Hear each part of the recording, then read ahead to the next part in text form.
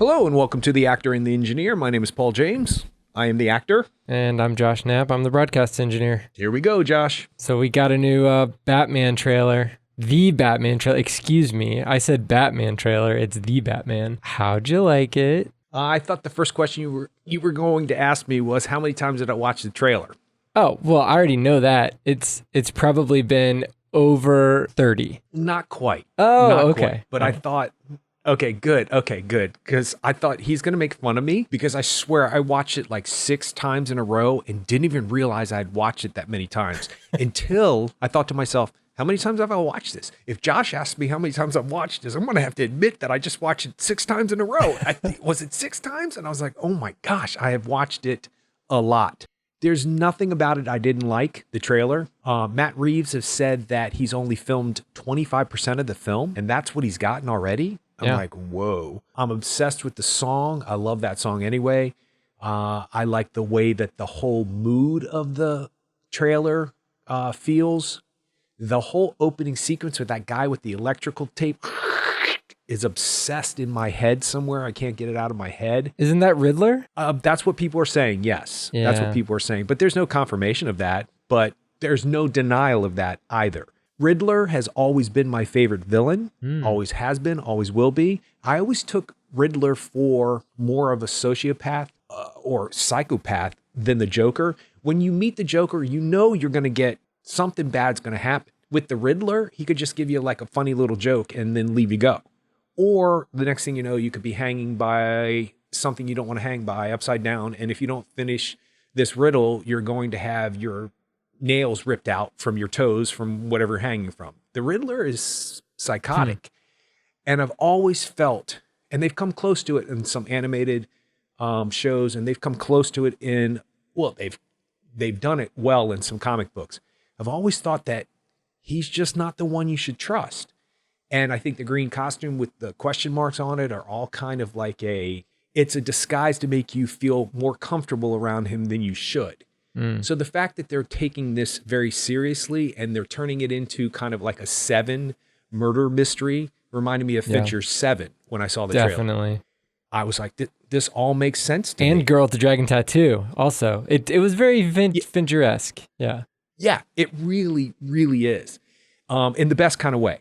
You can tell that Matt Reeves has his own thumbprint already, which is good. You need that. I was surprised you saw as much as you did. I was surprised you got a full body shot of Batman, the Batman. I was shocked by that. I was like, wow. And then you get to hear him speak. And when he pummels that guy, I was like, what is that? And he keeps punching him when he's down. And then he says the line that I have been waiting for decades for a Batman to say. Either I'm vengeance or I am the night. None of the Batmans have said it yet. But he does say that quite often in comic books and or animated shows. So when he said it, I was like, okay, I'm in. I'm not fully sold on the costume. I'm not fully sold on the cowl. I'm not sure what that's all about. I don't know what the deal is with the ears. But I'm thinking, this is how obsessed I was about the trailer so far. I've already justified it. If this is year 2 of Batman, which apparently it's supposed to be, which I thought was odd because you see him in a room with other people in a couple of scenes of the trailer. You see the Batman in the room with the cops pushing the cops around, and you see him in the room when they're investigating the murder or whatever is going on in that room with Jeffrey Wright, who's playing Commissioner Gordon or Lieutenant. Yeah, pre-Commissioner Gordon. Yeah, pre-Commissioner. Yeah, that would make sense. So apparently there's a relationship built. People on some kind of level trust the Batman in the police force or don't, but he's involved directly. So it has to be year 2 or 3. It can't be the first year because he has to establish all that stuff. So he's established himself. And I'm wondering if they're going along the lines of Bruce Wayne had to make his own costume because how would he have gotten away with getting that costume built and not have somebody notice it or somebody figure out that this guy's the Batman, that kind of stuff. But yeah, there's nothing about it that I didn't find intriguing. I'm not 100% sold on the Robert Pattinson emo black eyeball thing with the long hair in front of his face. He looks like a video game at the end, which was kind of cool. That's not my Bruce Wayne, but maybe they're going with this eccentric millionaire guy who's so eccentric nobody thinks he would be possibly capable of being strong enough to be the Batman. Maybe that's what they're going along the lines. But yeah, it's funny because I'm anticipating what I'm going to say on the podcast about it. I'm used to Elseworlds. I'm used to Batman in different places. I've talked about Gotham by Gaslight, where Gotham is sort of old England with Jack the Ripper and Batman back in that time and what he does and how his costume looks in that time frame. So I'm used to Batman being in different settings. There's a animated movie called Gotham Knights, Knight, and it's 4 different Batman animated half an hour movies, and they're all stylistically different. They're all done completely different. And actually, the one that looks like an anime, that episode actually looks a lot like the Batman from this new Matt Reeves film. So I'm used to all of that. So a reinterpretation of Batman doesn't bother me. So I think I'm just excited that there's another Batman movie. So I'm good. Yeah, what about Colin Farrell as Penguin? I didn't even recognize him as Penguin. And he doesn't have any like, he doesn't go wah, wah, wah or anything like that. And he doesn't even, they don't really tip their hat too much. And maybe they haven't shot very much, but you can definitely tell that they've done a lot of prosthetics on him, but it still looks really natural. So I'm interested to see how that goes. And he'll probably, chew the scenery to a certain extent. I think that Paul Dano's voice, whatever they did to it, makes him sound a lot more menacing than, say, Eli Sunday in There Will Be Blood. But so yeah, I mean, I'm interested to see because we know he can play an unhinged character, and same thing with Colin Farrell. He can kind of like reach out and go a little crazy, but we're gonna have to figure out how they fit into this grounded world.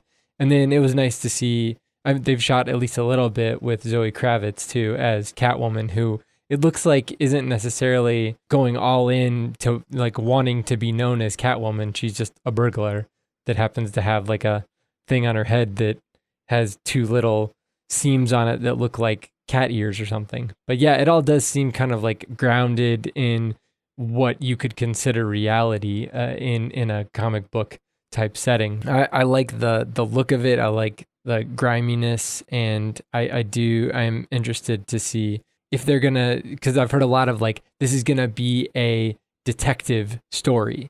Like, is this actually gonna be a detective story, or is it just gonna be, here's the bad guys, here's the good guys, let's move on? And I've also heard that they're gonna focus a lot on corruption in the police force itself, which is probably how Lieutenant Gordon's gonna become Commissioner Gordon, because the existing commissioner is gonna either get ousted by the end of the movie or whatever. Something's gonna happen that will be the eventual result will be Gordon becomes commissioner. But yeah, I don't know. I mean, I love the Batmobile. I think it looks awesome. It's like some sort of like weird modification of a 60s Corvette Stingray type thing. Like, it looks pretty cool. But and it also looks very handmade as opposed to, say, the 1989 Batmobile, which was some sort of like Art Deco type of a creation, that multiple people had to be involved in, whereas this Batmobile does look like Bruce Wayne could have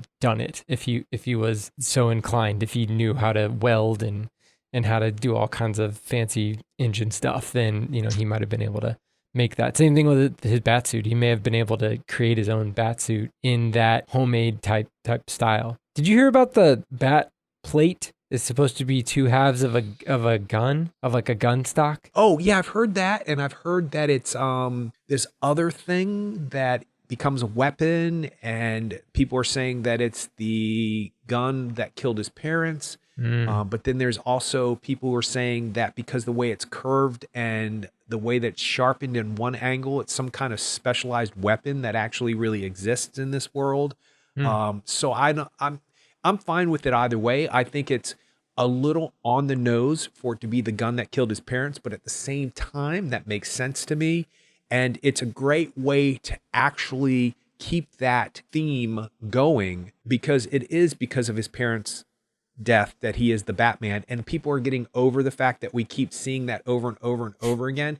But we're going to get ready to go back to Themyscira for Wonder Woman 1984. No one's going to complain about going back to Paradise Island, but that's where she's from, and that's how she became Wonder Woman, and that's what made her who she is today. But nobody's going to complain about that. But people are complaining that we are seeing the origin of Batman over and over again. But honestly and truthfully, without it in a film over and over again, you lose the motivation of why he does what he does. So if that's the way that they're going to tie it in, celebrate that side of the story, if you will, or their subtle way of doing it, then I'm fine with it. I don't care one way or another. I think it looks cool. I don't quite understand the whole costume, but I do think it is obviously the second or third year, and he's done most of this stuff himself. So it makes sense. The costume looks way better in the trailer than it did in the one or two shots that we got of the stuntman who was playing him in that one graveyard scene that we've seen over and over again. How they shoot him is important because I've noticed, because I've seen the Batman films over and over and over again, they always shoot him with like a bluish gray light over him, when actually it's a red light that they should use, because then he looks black. And that's exactly what Matt Reeves did in that one very quick teaser trailer of Robert Pattinson in the costume for the first time. He's in red.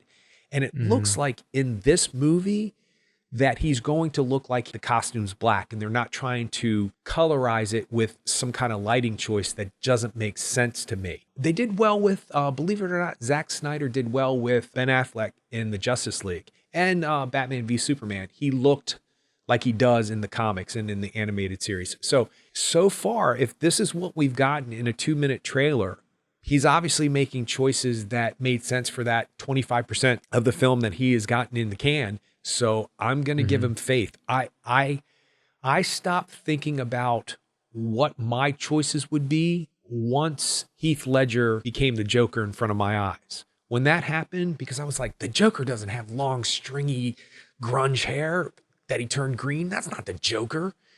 Yeah, it is, because now the Joker is Heath Ledger, in my opinion. And that green stringy hair makes sense with what they were going for. So if Matt Reeves sees Bruce Wayne as some kind of emo Spider-Man 3 black costume, Tobey Maguire type guy, which everybody's joking about, it must make sense for this world. So I have faith, and it's a Batman movie, so I'm in. Yeah.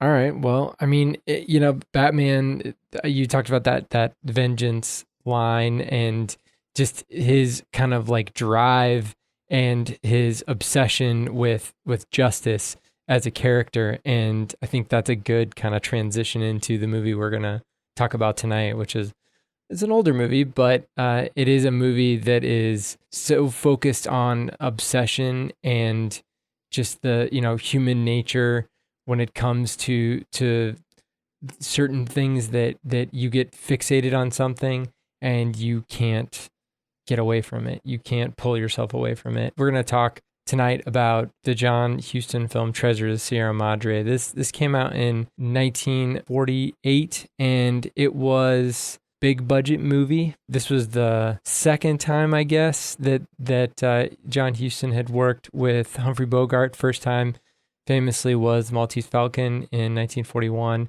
And Steph and I actually started watching that tonight. I mean, we've seen it before, but we started watching it again tonight again. But yeah, so these guys got together and wanted to make this film based on a book that had been optioned years and years and years ago, but then World War II happened and it went through multiple iterations and variations. But by the time they got a script, they were able to put together a great cast. And the film is actually about a group of guys a group of Americans in 1920s central Mexico. They're all kind of like down and out guys looking for an opportunity.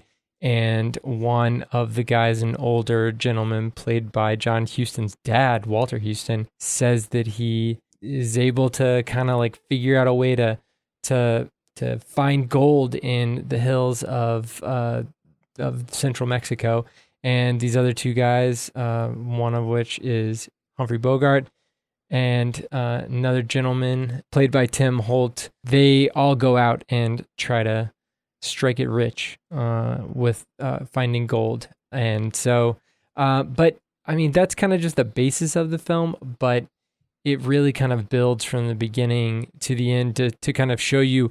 I think the reason why Humphrey Bogart probably wanted to play this character for a lot of reasons. One reason I think it's big in my mind is that it's a huge character arc.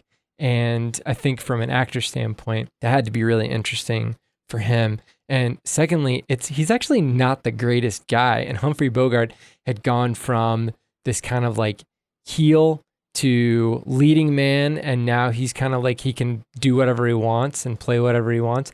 And he decides to play this kind of like, he's not necessarily a complex character, but he's a character that starts in one place and ends in a totally different place. And I think that's got to be interesting as an actor. So what did you think about, like, I mean, do you think that would be interesting to play that kind of a character that has such a huge arc like that? Well, actually, this time when I've seen this movie a handful of times. It's one of my best friend's favorite movies of all time. They quote it all the time. Not Fred C. Dobbs. Nope. Not, I mean, when he's answering a question about whether or not he wants iced tea for dinner.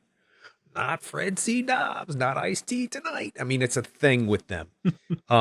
With my best friend and his brothers. So I've seen this movie many times. What struck me interesting this time was actually, does he really have that much of a character arc?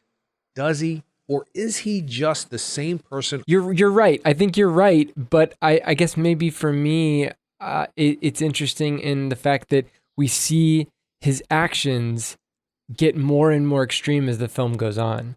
So the character, you're right. Absolutely. You're right. The character doesn't really have a traditional arc as far as like naive versus knowing, or innocent versus guilty or whatever, but he does have that kind of like, his actions get more and more extreme as the film goes on. Hands down. And if he started out as Curtin and ended up as Fred C. Dobbs, that would be a different story. That would be a character arc. What's interesting is that all three of the lead characters are obviously personality traits of human beings and what they would do in this situation. Okay. Yeah. And the fact that, you know, he's down on his luck in the beginning of the film, Humphrey Bogart's character is down on his luck, and he's begging for money throughout the streets of this one small town. And by the way, you do know that's John Huston that he gets the money from. Yeah. 3 times. Yeah. Okay. Yeah. And never looks him in the eye. And then he's always looking for like a gambling fix, and he's mean as hell to that kid who ends up winning him money. He throws water in his face. He's not. Do you know who the kid is? Robert Blake. Beretta Robert Blake. Yeah. Yeah. Right. That makes sense. Yeah. Well, he did a good job because he did sounds do a like good he's job. from that area. So good for him. Yeah. You know, I recognize the kid, and now that because wasn't. He was in Our Gang too. Like with yes, I was going to say he's Mikey or Mickey. He's Mickey, I think, in Our Gang. But yeah, I recognized the kid, but I didn't put it together as I knew who he was. I just didn't know who he was, if you will. So, you know, Fred C. Dobbs is not the most likable character from the beginning of the film. And I just think that his character arc is how to allow an audience to relate to somebody, because really, he's kind of how we all would be on some level, or at least the worst case scenario of how we would be in this scenario. All the way down to later on, he doesn't want to give any money to that guy's family. He doesn't want to have to carry anybody else's load. He doesn't want to do anything. He's a bit of a whiner, if you ask me. He definitely is like, woe is me, why me? I think we need to quit. No, I don't want to quit. I mean, he's kind of a pain in the ass. He complains the whole movie about whatever he has to do, the heat, the temperature, how much he has to hit the wall, and why can't we just get it from this? It's fool's gold, but it looks like gold. I mean, he's a pain in the ass from the beginning of the movie all the way through it. What I find interesting as an actor is, how do you do that and not become so unlikable that you are fully, you have the audience feeling disdain for you at the end of the film, which you don't. You don't feel that way. You do feel sympathetic to what happens to him. You're kind of like, yeah, dude, I'm not surprised a bit that happened. Yeah. And you sort of kind of I mean, I don't want to say he deserved it, because what human being does deserve anything like that? But if you believe in karma, he certainly didn't set himself up for any good, good things to happen. I mean, things are bound to happen. And the fact that it's the same guy that they meet earlier on in the film that actually brings him to his end. Spoilers, by the way. Oh yeah, sorry. Oops. See, I do that all the time. It's 1948. It's Treasure of the Sierra Madre. It's Spike Lee's favorite film. It's one of Scorsese's favorite films. If you haven't seen it, I mean, I've got a whole list. So here's a list. Spielberg used Fred Dobbs as one of the inspirations for his portrayal of Indiana Jones, or at least what he wears, what Indiana Jones wears. I mean, I know that Indiana Jones was George Lucas's idea, but still, Paul Thomas Anderson would watch this movie every night while he was writing There Will Be Blood, like every night. While he was writing There Will Be Blood. Makes sense. And makes sense. Stanley Kubrick said in 1963 in a Cinema Magazine article that this was his number 4 favorite movie of all time. Now, obviously, that was in 1963, so more movies came out after that he may have liked better. But still, at that point, I mean, there were only a handful of movies that he liked better than this film. So if you like this movie, you're in good company. And there's obviously some great reasons to kind of hone in on this film and to talk about this film. And I do think the writing is it's a great exercise in writing, because you brought up the fact that he wasn't willing to give any money to the family of the guy. We'll talk about him later. It's a guy who comes in later in the film. But the other two gentlemen were talking about, giving some money to someone who didn't quote unquote earn it. Well, earlier in the film, when he wins that lottery and Walter Houston's character, he says, no, we need more money to get this going. And they don't have the money. And then all of a sudden he wins the lottery. He says, oh no, I'll stake you. It's no big deal. Like it's not, there's no extra, I'll be putting in more money, but it's not a big deal. It'll be fine. Don't worry about it. And then as the film goes on, you see how he holds that in contempt. He holds the other guy, Curtin, in contempt for that, and so that's kind of a bone of contention. And then obviously later on, it's a one for me, one for you type of a thing, and then it just keeps devolving from there. But yeah, I mean, I also thought that particular scene, the scene in the Oso Negro, kind of, it's not a flop house, but it's like a kind of a shelter, I guess, where they all meet each other. Where at least where Curtin and Dobbs meet Howard, you can see that this is the beginnings of understanding what kind of acting Walter Houston is doing. He's showing everything with his eyes, and he also literally lays out the rest of the film for the audience, with the audience and Curtin and Dobbs being incredulous about it. He says, I don't know, you get money involved, you get there, you find some gold. 5,000 might be enough. No, it's not enough. Then 10,000. You get 10,000. That's not enough. 25,000 is not enough. And these guys go back and say, oh, well, if I had $25,000 worth of gold, I'd be completely fine. I could walk away that day. No big deal. And he's like, all right, well, we'll see how it goes. But his the way that Houston shoots that with both Curtin and Dobbs shaking hands in front of Howard and agreeing that they're going to put in and do this together, and Howard seeing that handshake and seeing their demeanor, and you just see it in his face where he's like, this is the beginning of a very, very slow train wreck. And that's what we get to see for the rest of the movie. But there's a lot of tension in the movie, and there's a lot of, it is an exciting movie, even though there's not too many things. There's only a handful of real overt danger, scenes of overt danger, but it's mainly a psychological film. I haven't seen every movie from 1948 by any stretch of the imagination, but even just another movie that John Huston directed and that Humphrey Bogart starred in from that year, Key Largo. I mean, that's a more boilerplate, everybody in one room, for lack of a better word, everyone in one building, and a bunch of people, chamber piece type thing. Let's get everybody in a room and figure out who done it, that sort of a thing.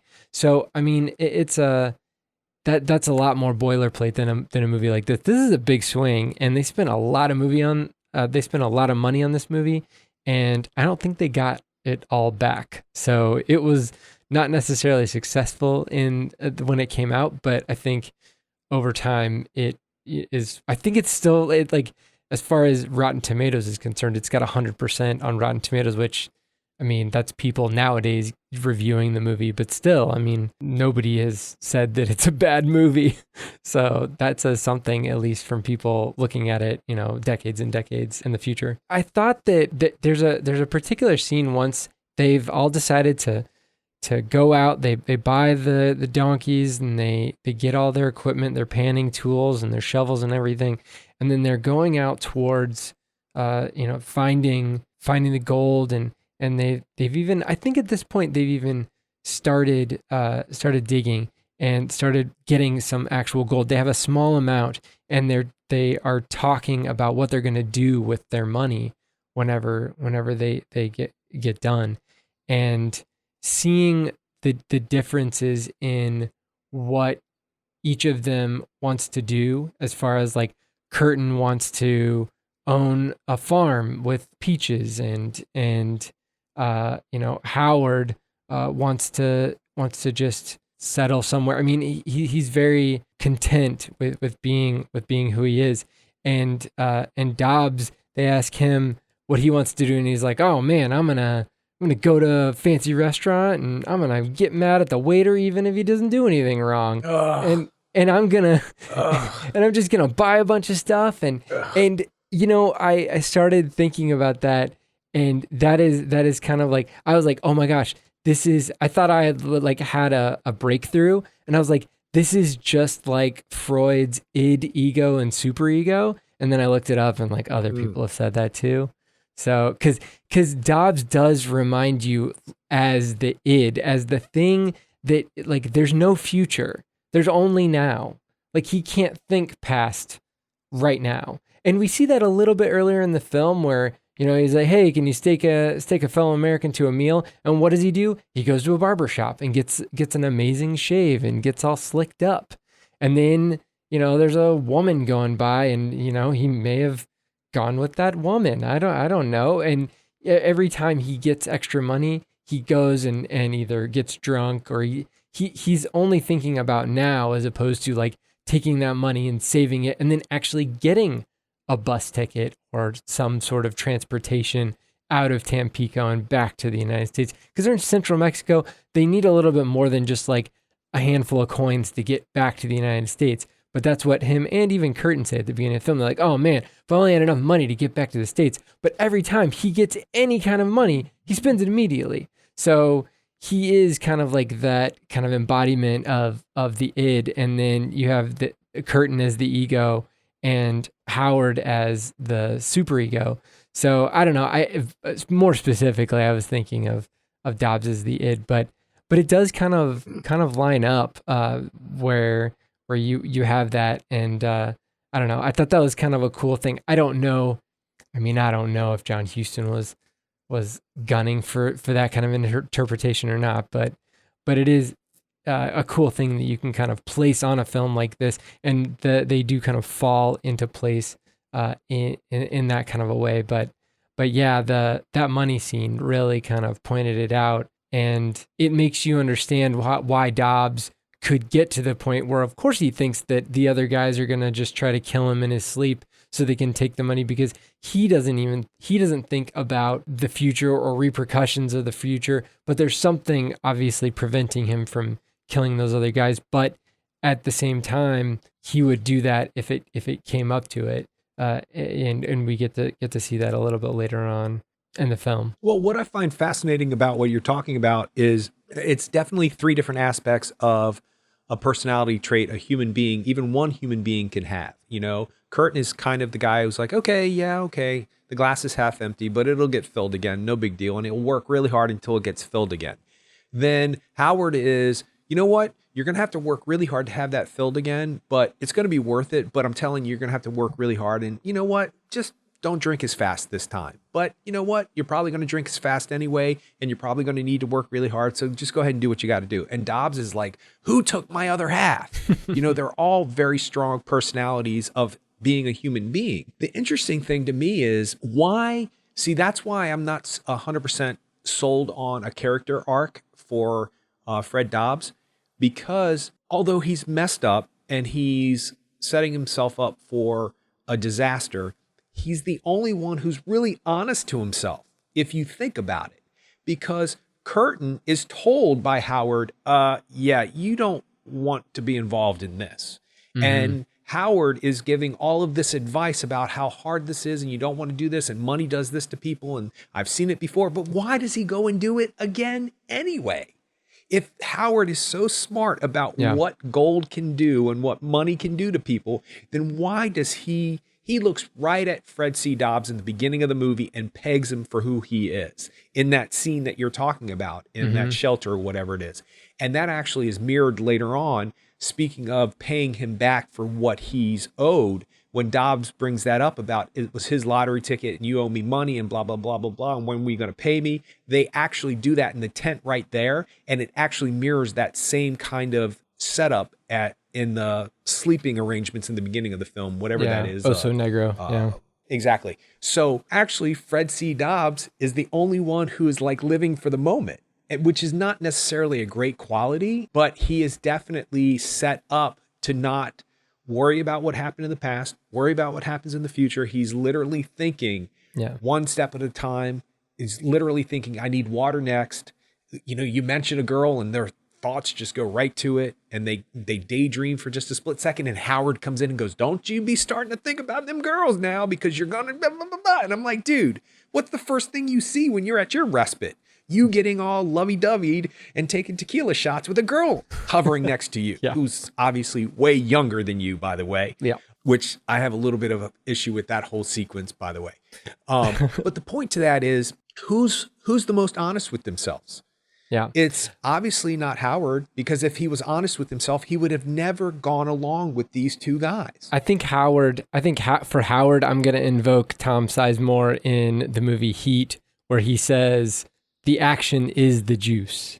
Like that's what he loves. He loves the process of extracting the gold and thinking about what's going to happen in the future. Whereas I think you're right. Fred Dobbs can't think about the future because he's so preoccupied with having to dig another trench or having to go get more water or having to go to town while the other guys could be there and steal all of his stuff or find his stash or whatever. Like, he can't even think about having $50,000 worth, $50,000 in cash after all the gold is cashed in. He can't think that far. Whereas Howard is constantly living in this kind of like future state of, all I need to do is get this gold, and the gold represents a future stability, I think, for him. But I think he also enjoys the act of, look at the jig that he does when he finds the gold. I mean, he is so excited when he finds that gold, and those guys, and he's kind of like weirding the other guys out, but he loves it. Like that's his mode. That's the only time when he's so like emotional, and maybe at the very, very end too. But still, I mean, he loves it. He lives for that moment.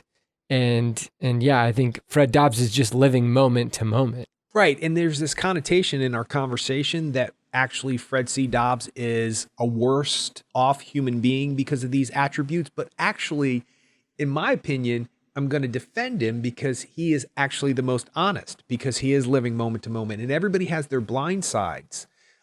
Because if Howard is so all about the hunt and finding the gold and the whole journey and all that other stuff, it's the journey, it's the process, not the product. I get all that. But he's blinded to the fact that he sees a guy who's going to lose his mind on the trail and possibly kill him and possibly take his life on top of everything else that he might take. Yeah. He is trying to tell a younger guy, you're being a little naive about this. You might want to think about it, Curtin. You might want to step back. But Curtin is blind to the fact that people are telling him exactly what he needs to hear, and he's not listening to it. Curtin seems to be less motivated by other things other than the fact that he's young, and why not? Why not go on this journey? There's no reason to not. And he basically says that at the end of the film too. I'm basically in the same place I was at the beginning, and nothing ventured, nothing gained, but hell of a story I got to tell. But he's still got a blind side to the fact that this older guy is telling him that this crazy guy's going to kill him, but they're not listening to that. So they all have their own motivations that overwhelm them to do something that is probably not good for them. Fred C. Dobbs is the honest one who says, I want it all. I want all the money. I want everything you can give me. And if that means that I'm going to have to take you out to get it, I'm fine with that too. Yeah. Even though he tries to tell them early on in the film, I would never do that. As soon as somebody says I will never do that in a film, they're going to do it. It's just the way that it works in our narratives in this country. It's just the way it works. So I find it fascinating that we semi-judge Fred C. Dobbs for how blatantly human he is when he is the one that's the most upfront, and they knew it going into it. So how could they have possibly been surprised by it?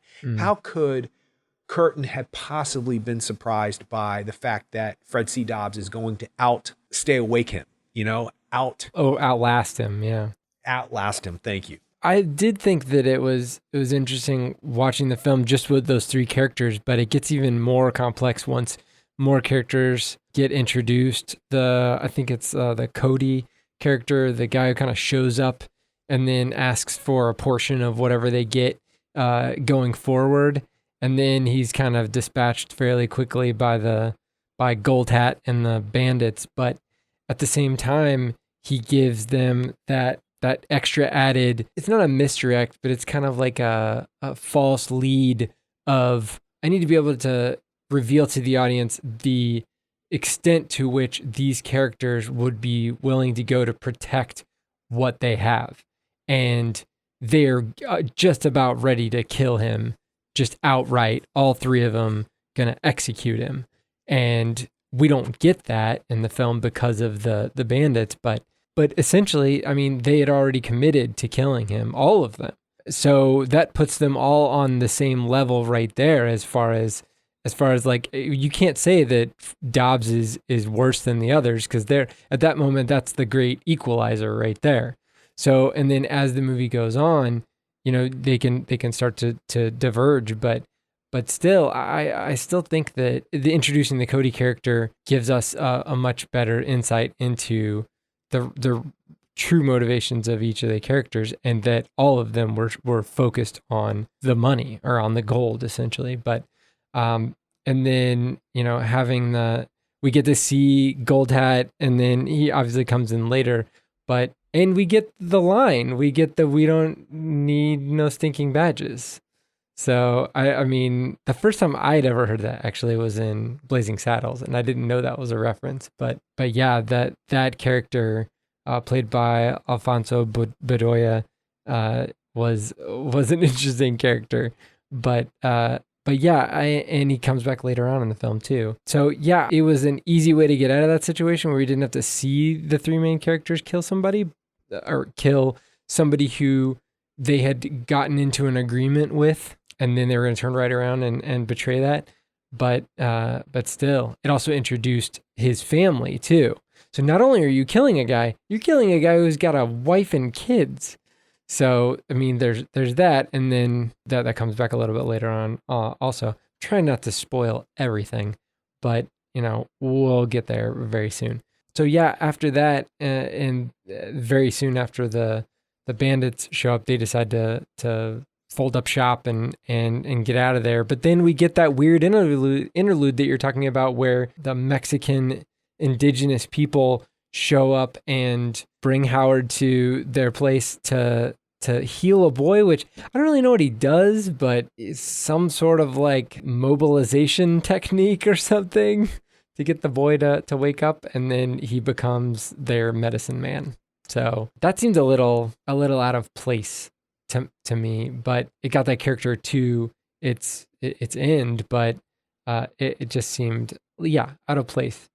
But it did give him purpose, so maybe that's something. Well, it gave his ending of his story purpose. He had a place to go at the end of the film. And I think that I would never assume to be that person who would want to tell John Huston that he should have rewrote that. But, off the record between you and I, I don't understand that choice. But the reason why I have trouble with it is because it is the epitome of white savior. Yep. Yeah, in a film. I mean, it is literally, that's what it is. Like, we can't handle it. We need a white person. Yes. That's what they're saying. We need an old white guy. We need an old white guy with a beard. Yeah. Who looks strangely like what God would look like in those old pictures of God with a white beard, if he was clean and wasn't in the mountains. The last time they saw a white guy was probably a Spanish conquistador. So that did not go well. So I don't know why. Right. Because that was hundreds of years before, but still. Yeah. Well, it's very 2020 of us to talk about white savior syndrome, but it does exist. And we can only accept things for what they are and try to not allow those things to happen in the future, or to have them better justified in the narrative in the future. So I'm not going to say he needed to change that or rewrite it or whatever, but it did strike me odd. And then the thing that makes it even more interesting, in not a good way, is that when he gets to the village and he's doing whatever he's doing to that boy, which makes no medical sense at all, although maybe it does, and I just don't know that technique or whatever. Or I don't know, maybe that's a movie medicine technique. But all of those people standing around, all of those people, not one of them knows anything about, I mean, obviously people have gotten sick in that village before. Sure. So there has to be somebody that has taken care of all of these people. And I'm like, okay, so we've got literally a Messiah complex, white savior scene happening, literally. And then it gives them justification for what to do with his character at the end. I think it would have made more sense for me, because it does come out of nowhere, if it had just been like a happenstance, like he just kind of like didn't even know why. I don't know.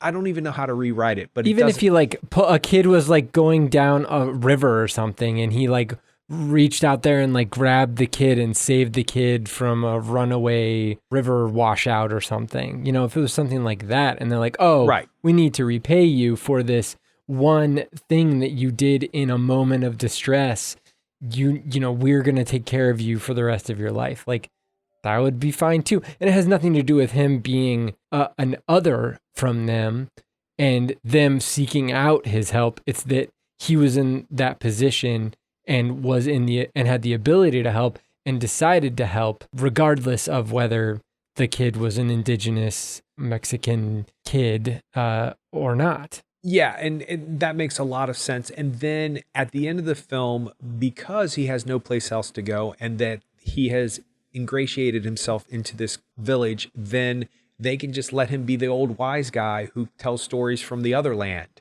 and he doesn't have to be like the medicine man, but they specifically call him that. Yeah. He calls himself that.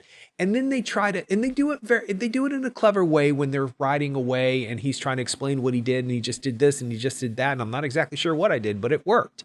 If it had been handled in a different way, where it had been like, well, back in the war, because he could have, well, no, maybe he couldn't have been. No, it was in the 20s. This movie is set in the 20s. Yeah, so he would have been too old. Yeah, and he wouldn't have been around during the Civil War either. But yeah, exactly. Well, they could have justified it by him having some kind of medical training in his background. Whatever. It doesn't really need to be spoken about too much, but it is a minor flaw that sticks out in a superb film that has never really made sense to me in general. But now that I look through the lens of being woke, for lack of a better term, when it comes to things like this, it does ring out as, I'm not so sure that should have been the way that it is, but it is the way that it is. So, and I wanted to ask you a question. Why do they keep calling the Mexicans Indians? There's Incan and Aztec indigenous people in the Mexican, especially in the Yucatan Peninsula, but they weren't over there. They were kind of in that little central area close to Mexico City, and in like the outskirts of Mexico City, like maybe an hour away or something, is where this was supposed to be. Durango, I think, is where it was supposed to be set. And then Tampico, which is kind of like more along the coast, was where the town was. But Still, I think that they used the term Indians to mean indigenous people, and also I would think that if whether it's Coronado or Columbus, I mean, when they came across indigenous people, they had to give them some kind of a name, and Columbus gave them the name Indians because he thought it was in India, blah blah blah. But then I think that maybe that's just the word that they're giving them to generalize Mayan or Incan or Aztec indigenous people. But you wouldn't use it nowadays, so it's sort of improper. Well, it's interesting. Right? It's not. Indian is an interesting word, especially in the United States, because a lot of reservations and tribes do identify themselves as Indian. And if you look at like governmental groups, federal governmental groups, Indian is in the name, and that is a legitimate name for those groups. But I think it's a case by case basis. So you could call people indigenous people in North America, you call them Native Americans. But I mean, yeah, I think I don't know, if you want to be like super safe, you could say Native American, or some people say First Nation. But then at the same time, there are people that say like, yes, call me Indian. That is what I want to be called. This is my tribe is here. We are the blank Indian tribe. So but it's not an easy thing. Yeah, I'm more curious only because I'm all about, like you said, if the tribe wants to be called Indian, that's fine with me. If they want to be called Native American, that's fine with me. If somebody wants to be called Black, that's fine with me. They want to be called American, African American, whatever the term that you feel comfortable with, because like there's a whole bunch of terminology that I'm not 100% identifying myself with, but it's one of those things where I feel more comfortable with gay man versus queer, but it's just there's no reason why. It's just what feels more comfortable to me. I don't think one is worse than the other. And I'm certainly not going to stop somebody from calling themselves whatever they feel comfortable with. So I'm always curious about that kind of stuff because it just fascinates me what we assume people are okay with versus what we should get to know what they feel comfortable with. Yeah, I think that you're right. You should always, I think in my opinion, you should always err on the side of understanding what has been considered a slur in the past and steer clear of that.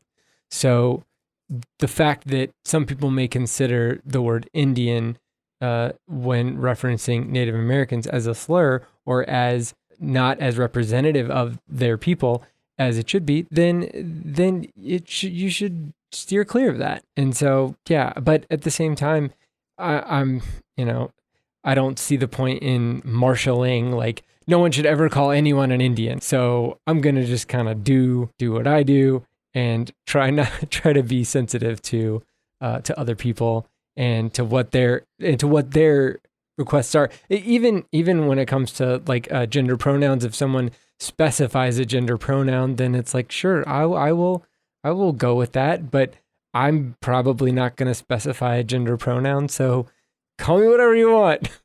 Just don't call me idiot or smelly. I don't know. Well, it just dawned on me, and we can move on after this. It just dawned on me that I think, for me, my understanding of it is that if we respected people who were Native Americans as being Native Americans, and that is their position, and that was respected and revered and given the due that it's due. That's a terrible way to put that. But if it was given its respect, instead of wiping it away like it never existed, or once the Europeans came over and then took over, that's really when the country began. Instead of doing all of that, if we respected the native cultures, then maybe people wouldn't give a crap what they're called. You know what I mean? Like, as long as it wasn't purposely disrespectful.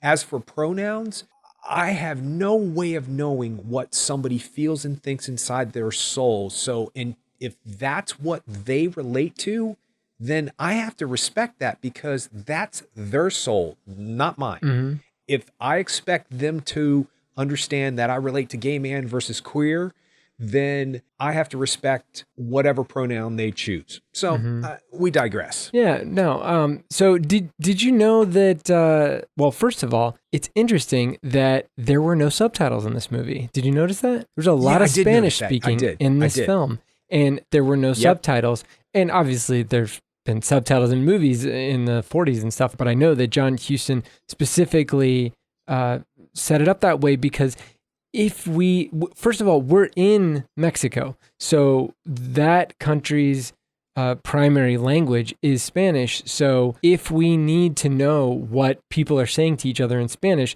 there will be someone on screen that can translate. Usually it's Walter Houston's character, Howard. And the interesting part about all that is that he didn't know how to speak Spanish. And he was super worried about it. And so what his son, John Huston, did was every line that he had to actually speak, John Huston had someone record it onto like wax records and sent them to him to have him listen to them while I guess Walter Houston was doing a play or something before he shot Treasures of Sierra Madre. So he phonetically memorized every single one of his Spanish lines. And when you hear him in the movie, it sounds great. Like he sounds really good. Like he's got the right, the words are formed in the right way, accents on the proper syllables.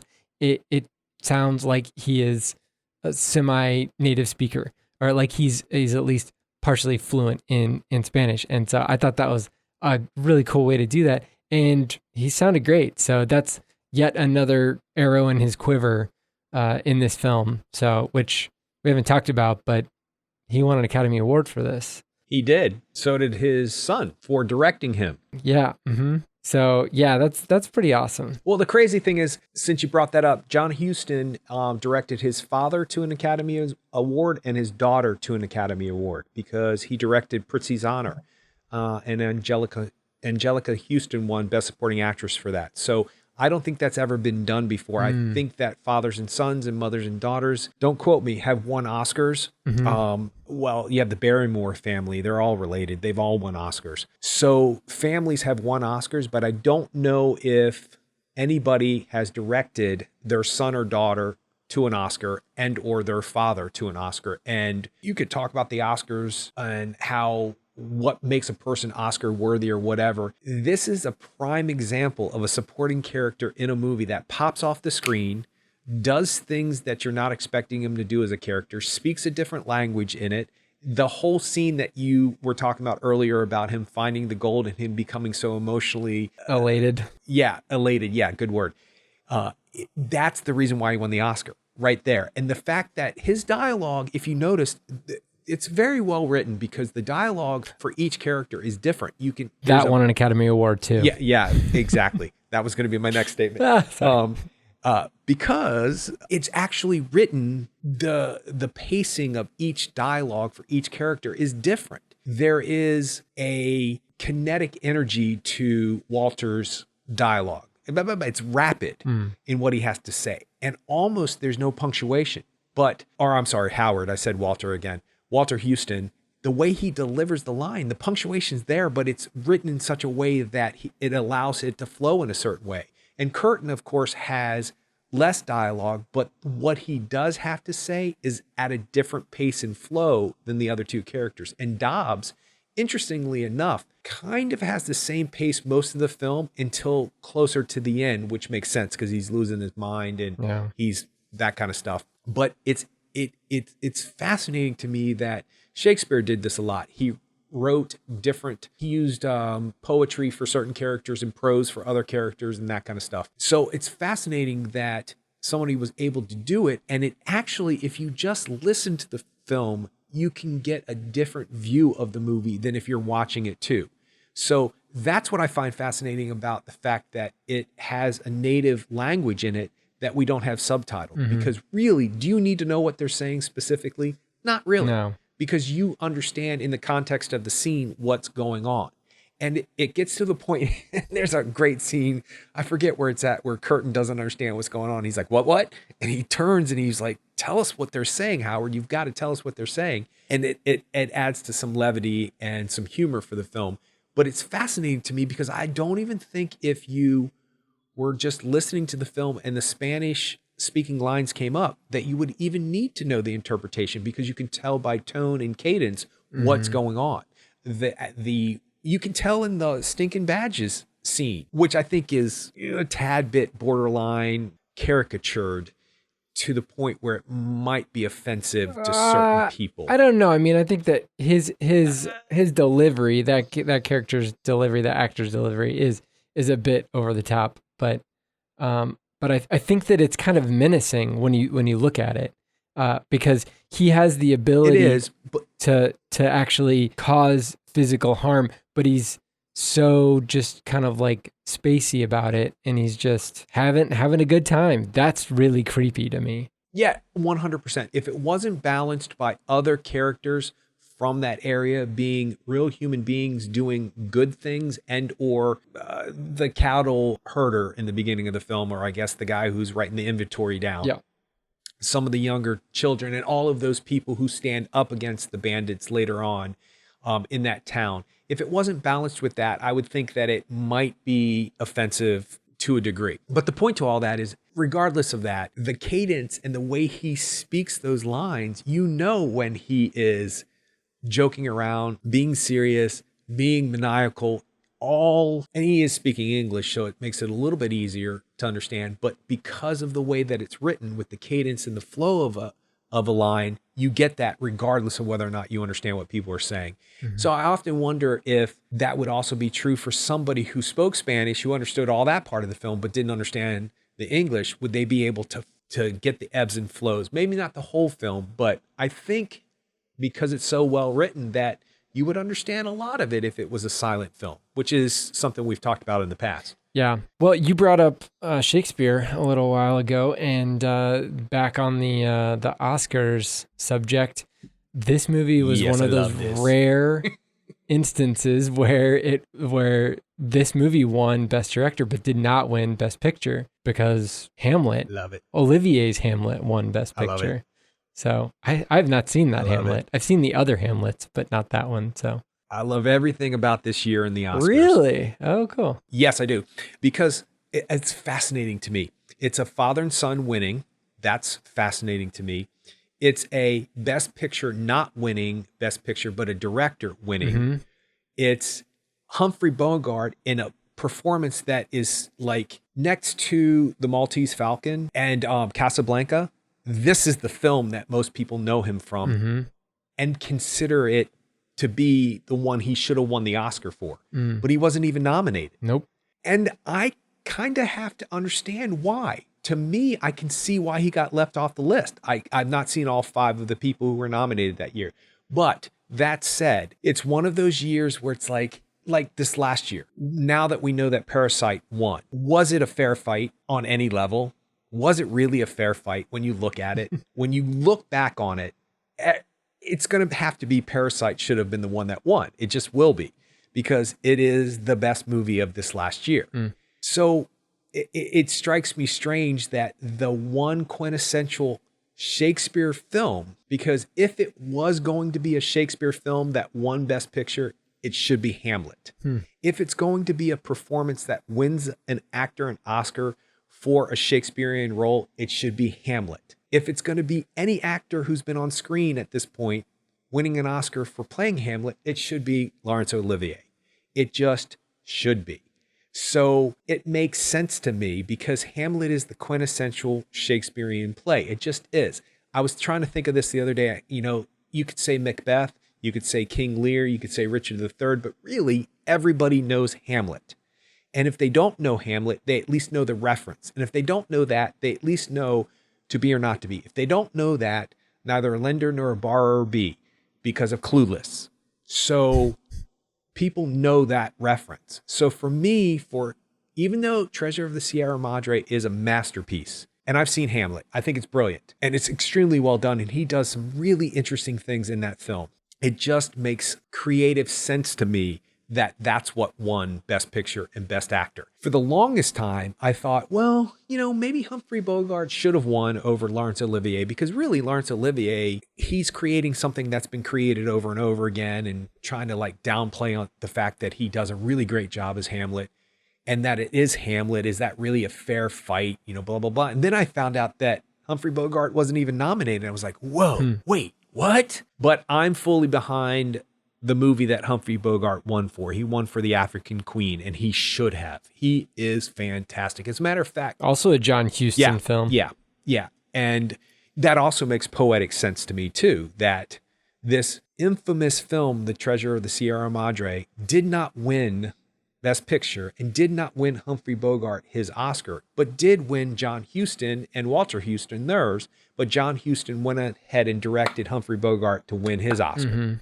I mean, he didn't direct it to have him win, but he did win an Oscar for a John Huston film. And he's fantastic in that. We should talk about that movie because that movie is... I've not seen it. Yeah, I wouldn't say it's underrated, but for whatever reason, I don't know why people don't go, Humphrey Bogart deserved the Oscar for that, because he did. And he's fantastic in that. And as a matter of fact, if I'm not mistaken, and we can look this up, and you might want to look it up, I think that's the year that Streetcar Named Desire was nominated. And all 4 of the actors in Streetcar Named Desire won, with the exception of Marlon Brando. And Marlon Brando is known for Stella, that whole big, huge thing.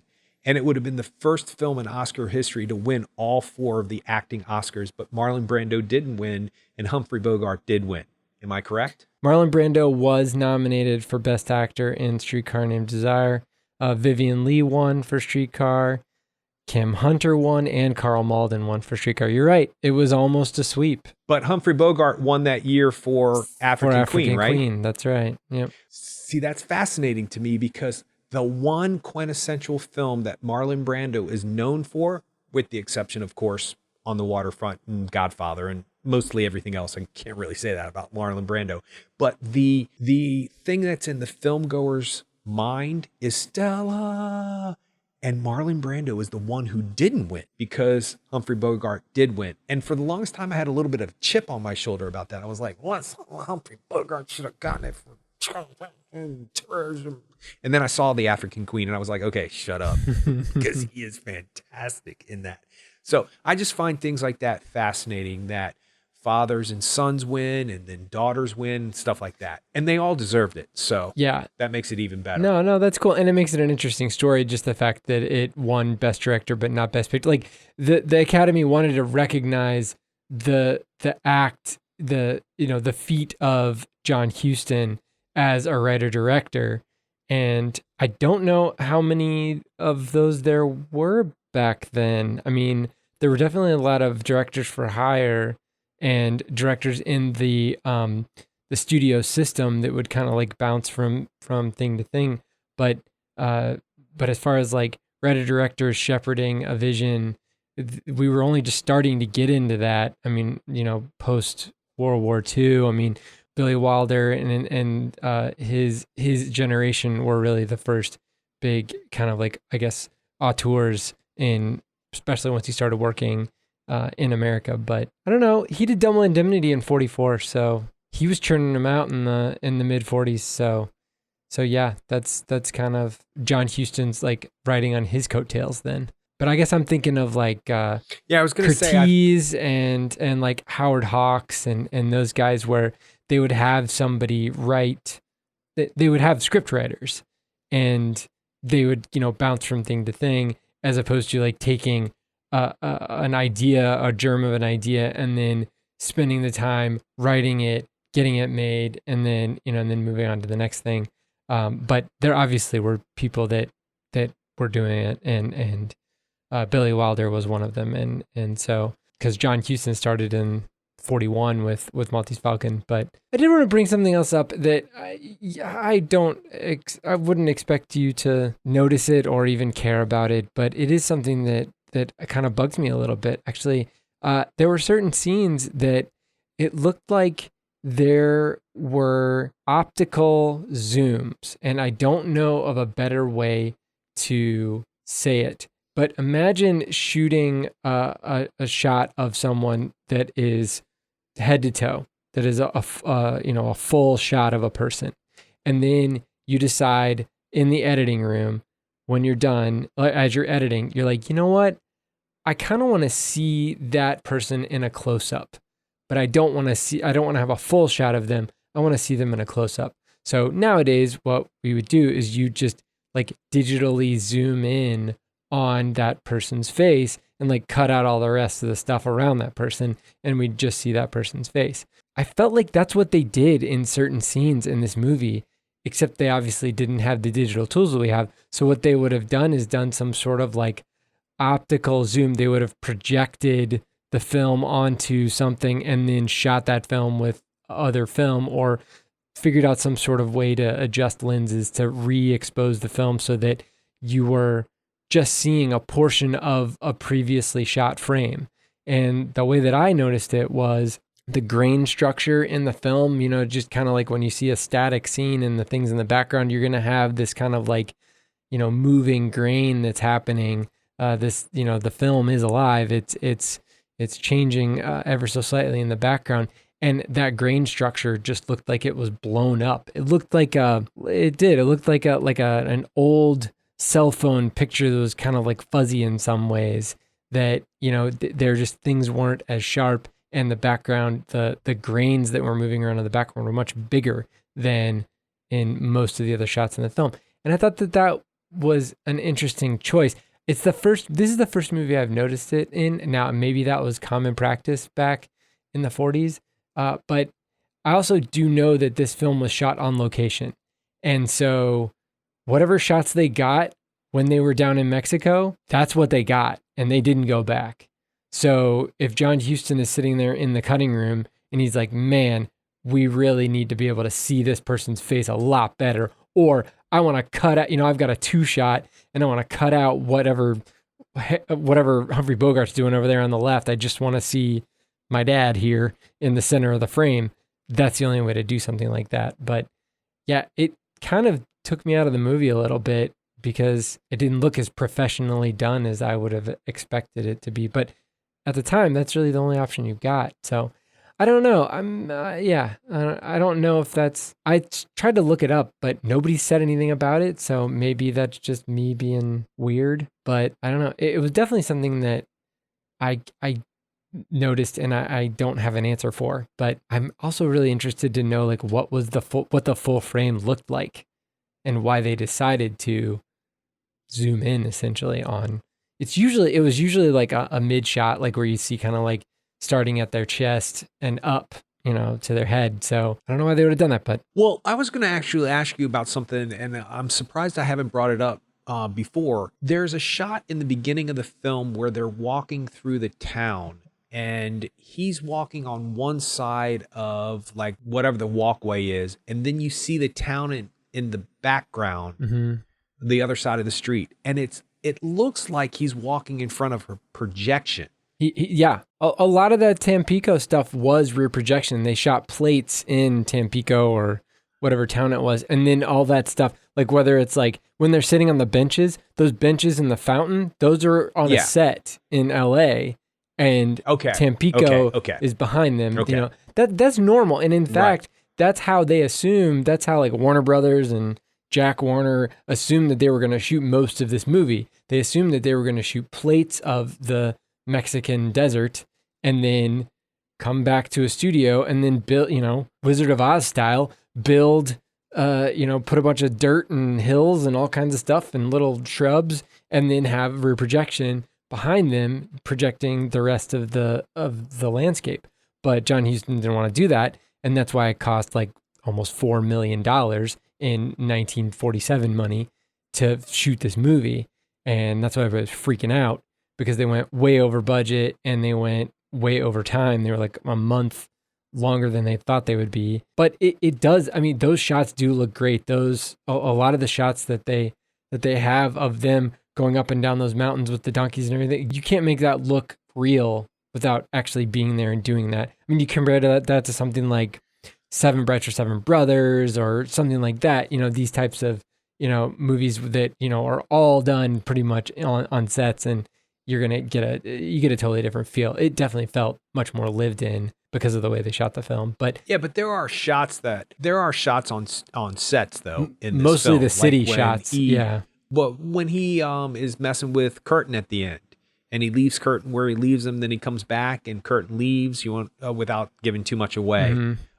That's, I think, a soundstage. That all looks very soundstagey-esque. And that might have to do with the fact that they were shooting that at night and probably didn't want to be in that mountain at night.